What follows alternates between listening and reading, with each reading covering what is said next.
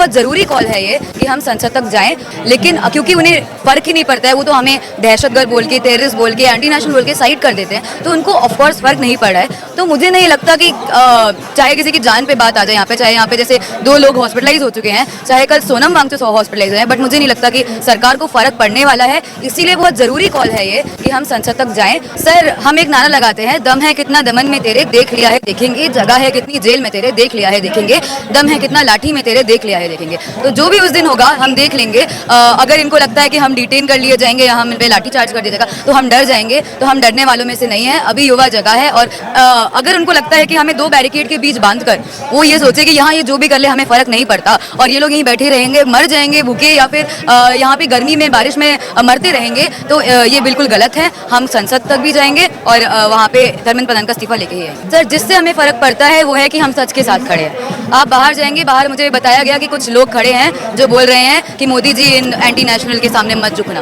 है ना। तो ये कोई नई बात नहीं है कि हमें कई नामों से पुकारा जा रहा है, जेलों में डाल रहे हैं, एंटी नेशनल बोल रहे हैं या फिर फलाना ढिमकाना, मीडिया खरीद लिया, सब जो भी हो रहा है हम सब समझ रहे हैं। अब हम आंखें बंद करके नहीं बैठेंगे। या जो पावर में है वो हमारी बातों को सुन नहीं रहे, पूरा बहरा, पूरी हमें बहरों की तरह ट्रीटमेंट दे रहे हैं, और जो सुन रहे हैं वो हमें कॉकरोच, देशद्रोही, नक्सलवादी ये सब कह रहे हैं। हम दोस्तों, जंतर मंतर पर मौजूद हूं और विरोध प्रदर्शन लगातार जारी है। हंगर स्ट्राइक पर लोग बैठे हैं, स्टूडेंट्स बैठे हैं, और सवाल यही है कि कब तक, आखिर 20 तारीख की कॉल ज़रूर दी है कि संसद मार्ग की तरफ कूच करेंगे, लेकिन उससे पहले जो स्थिति है वो भी आप देख सकते हैं, गर्मी का मौसम है और ऐसे में हंगर पर रहना, भूख पर रहना अपने आप में एक बड़ा चैलेंज है। क्या मोदी सरकार तक ये आवाज़ें नहीं पहुंच रही हैं, ये सबसे बड़ा सवाल है।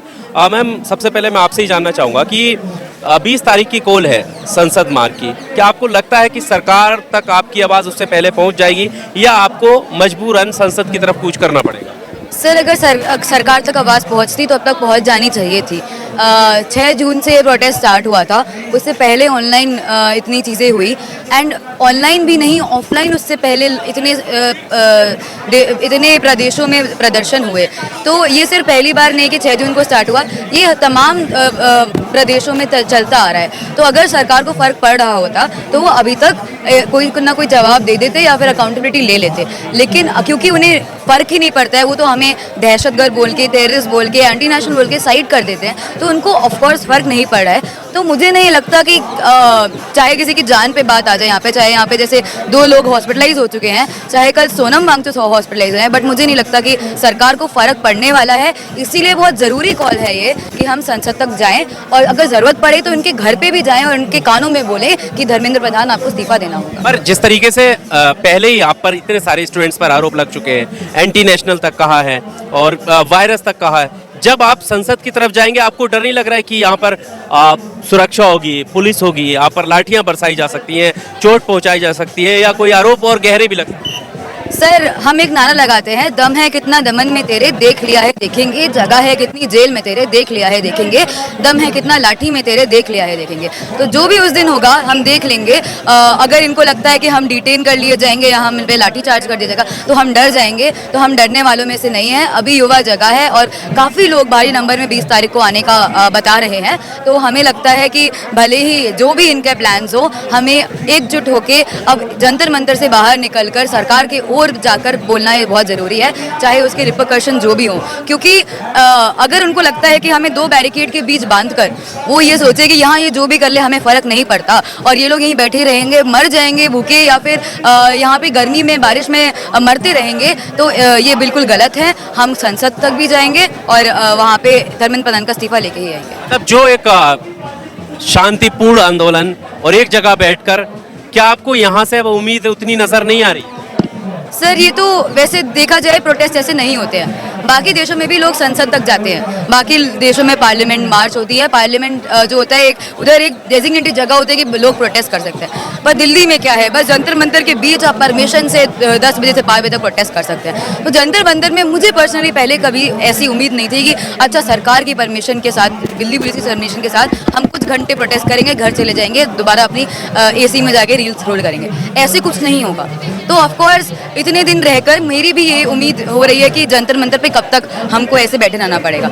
भले ही हम बैठे रहेंगे, अगर ये सरकार नहीं लेगी हम 1 महीना और बैठेंगे, 1 साल और बैठेंगे, लेकिन जो सरकार की जो एटीट्यूड है उसको देखकर बिल्कुल ऐसा लगता है कि इधर 2 बैरिकेड के बीच रहने का कोई पॉइंट नहीं बचा है।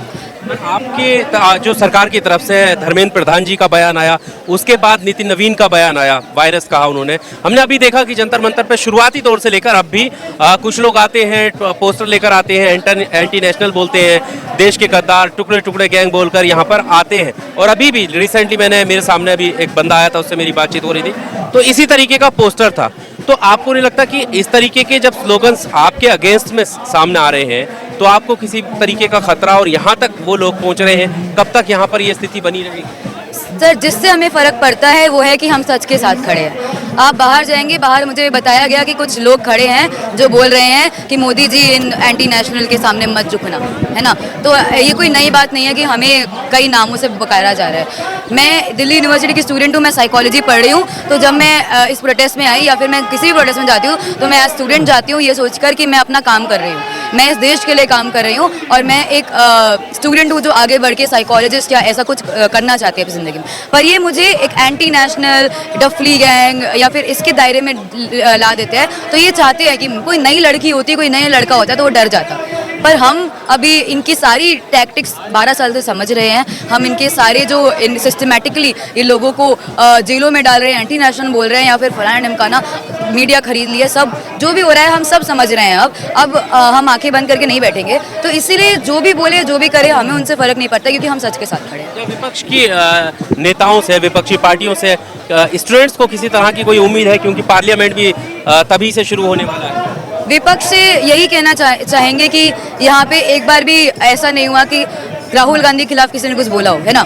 यहाँ पे सरकार के खिलाफ कुछ, तो राहुल गांधी क्यों नहीं आ रहे हमारे साथ ये मांग उठाने कि हाँ पेपर लीक, ये जो बच्चे बैठे हैं जंतर मंतर पे, उनके साथ मैं सॉलिडारिटी में हूँ। जो बच्चे हंगर स्ट्राइक पे बैठे हैं, जो हॉस्पिटलाइज हो गए, तो उनको बहुत स्ट्रांगली अपनी एक देनी चाहिए संवेदनाएं, सॉलिडारिटी, कि जो हो रहा है वो सही नहीं हो रहा है और मैं इन बच्चों के साथ हूँ, और वो हो सके तो यहाँ आना भी चाहिए। ऐसा तो नहीं है जंतर मंतर पे कभी राहुल गांधी आए नहीं हैं, आए हैं युवा कांग्रेस के प्रोग्राम में भी आए हैं, और एक जो इंडिया ब्लॉक का हुआ था उसमें भी आए हैं एनईपी के अगेंस्ट। तो राहुल गांधी आ सकते हैं, बट वो आना नहीं चाह रहे हैं। राहुल गांधी इसके अलावा बहुत सारी जगहों पर गए हैं, स्टूडेंट्स से उन्होंने मुलाकात की है, संबोधित किया है, और लगभग उन्होंने इस तरह की मांग भी की है। बिल्कुल की है, और करनी भी चाहिए। और अभी इंडिया ब्लॉक ने आके कलेक्टिवली बोला है कि धर्मेंद्र प्रधान को इस्तीफा देना चाहिए। सोशल मीडिया पे भी उनकी कैंपेनिंग चल रही है। पर एक बहुत ज़रूरी है कि जंतर मंतर जो अभी हार्ट बन गए प्रोटेस्ट का, उनके साथ भी संवेदनाएं ये वो जताएं, और हम बच्चे और जो बच्चे हंगर स्ट्राइक पे बैठे हैं, सोनम वांग तो हंगर स्ट्राइक पे बैठे हैं, उनके साथ सॉलिडारिटी आए। तो ये तो बहुत बेसिक है कि मैं अपने लीडर ऑफ ऑपोजिशन से इतना तो चाहूंगी कि अगर मैं सरकार से इतनी सवाल कर रही हूँ तो मैं एक लीडर ऑफ ऑपोजिशन से इतना सवाल कर सकती हूँ कि हमारे साथ तो आ जाओ, क्योंकि हम तुम्हारे खिलाफ तो नहीं है ना अभी। तो यही बस मेरी बात है।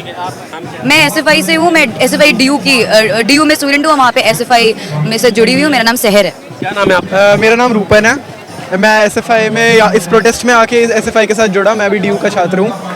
तो आप क्या कहना चाहते हैं आप, जिस तरीके से ये गर्मी में प्रोटेस्ट धीरे दिन ब दिन आगे बढ़ रहा है, कब तक? जैसे मेरे कॉमरेड ने अभी बताया आपको कि संसद बहरी हो चुकी है, ये गवर्नमेंट बहरी हो चुकी है। इन्होंने पहले पार्लियामेंट तक जाने का हमें परमिशन था, हमें वहाँ तक प्रोटेस्ट करने का परमिशन था। उन्होंने धीरे धीरे वो परमिशन एज ए थ्रेट की तरह कंसिडर करके, क्यों चाहते हैं? क्योंकि यहाँ पर ये प्रोटेस्ट करने की जगह है ना, आप यहाँ करिए। हाँ, हम लोग यहीं पे प्रोटेस्ट कर रहे हैं, पर हमारी आवाज़ कहाँ तक पहुँच रही है? हमें या तो कोई बीजेपी का नेता या जो पावर में है वो हमारी बातों को सुन नहीं रहे, पूरी हमें बहरों की तरह ट्रीटमेंट दे रहे हैं, या और जो सुन रहे हैं वो हमें कॉकरोच, देशद्रोही, नक्सलवादी ये सब कह रहे हैं। हम हमारे जैसे छात्र, चलो मैं अपनी बात भी नहीं कर रहा, हमारे साथ 7th क्लास के 6th क्लास के बच्चे जुड़े हुए हैं, वो आप उनको आतंकवादी बोल रहे हो, आप उनको नक्सलवादी बोल रहे हो। जो बच्चे अपने हक के लिए आए हैं, जो बच्चे अपनी शिक्षा प्राप्त करने के लिए आए हैं, आप उनको नक्सलवादी बोल रहे हो। तो आपके मुताबिक जो आपके साथ आपके गलत को भी सही मान के चले, उनके अलावा बाकी सारे देशद्रोही हैं, यही आप कहना चाह रहे हो। तो आप डेमोक्रेसी को कैसे मान रहे हो अपने आप को? आप तो अपना ही हुकूमत चलाना चाह रहे हो कि मेरी जो मोटो है वही सही है, और मैं अगर गलत भी करूँगा तो भी सही है, अगर किसी ने पॉइंट आउट किया तो वो देशद्रोही। क्या कहना चाहते हैं आप मोदी जी से? मैं मोदी जी से कहना चाहूँगा कि आप चलो आप जो भी कर रहे हो गवर्नमेंट, ठीक है, आप आगे अगर आपको करना है तो एटलीस्ट आप इतना तो मान लो कि आप अकाउंटेबिलिटी ले लो। अगर आप गलतियां कर रहे हो तो आप इतना तो अकाउंटेबिलिटी रखो कि आप उसको एड्रेस कर रहे हो। किसी मिनिस्टर को हटाने की बात बाद में, किसी मिनिस्ट्री को चेंज करने की बात बाद में, एटलीस्ट आप एड्रेस तो करो कि ये हमारी गलतियां हुई हैं। First revolution doesn't start like हम एक दिन में सब चेंज कर देंगे। हम अकाउंटेबिलिटी लेना शुरू करेंगे अपनी गलतियों से, कि बी इट धर्मेंद्र प्रधान की गलती जिसकी वजह से नीट में 21 छात्रों ने अपनी जान गंवाई, बी इट निर्मला सीतारमन की गलती जिसकी वजह से हमारे एक्सचेंज रेट में रुपी टू डॉलर रेट 97 तक पहुंच चुका है, बी इट नितिन गडकरी। हम एटलीस्ट अकाउंटेबिलिटी मांग रहे हैं, इतना ही हम मांग रहे हैं अभी, इससे ज़्यादा कुछ नहीं मांगा हमने अभी।